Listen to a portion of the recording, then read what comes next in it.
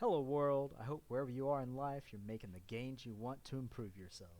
In this video, I will show you how to execute a PowerShell script with arguments on an Azure virtual machine via Azure Automate in under 5 minutes. Now please enjoy this dope intro.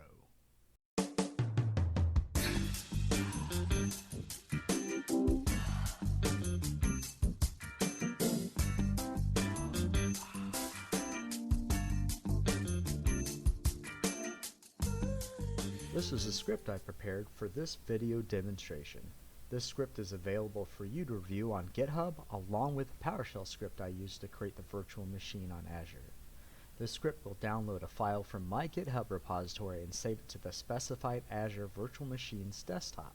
There are 5 functional components allowing the script to run on the Azure virtual machine.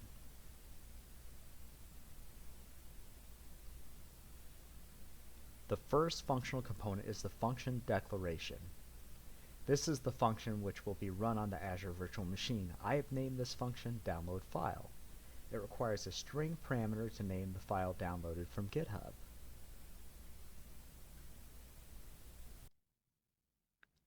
The second functional component persists the function into a script variable. The third functional component outputs the script to a file.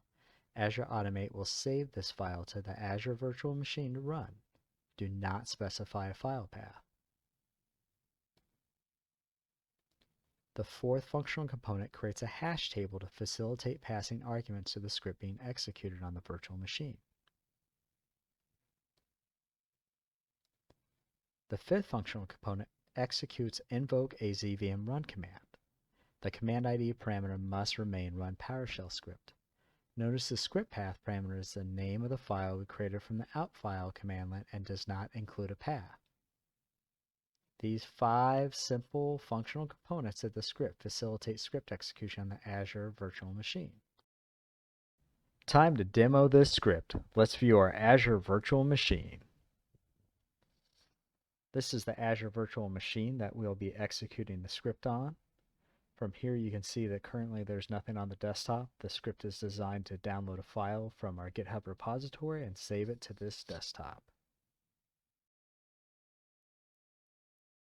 So I went ahead and pre-filled out the variables for this script. I have my resource group name, I have my VM name, and I have my new file name. So I'm going to go ahead and hit the start command. Let's go ahead and bounce back over to where our virtual machine's at. Okay, so right now the script is currently running, and at any moment we'll see the file show up on the desktop.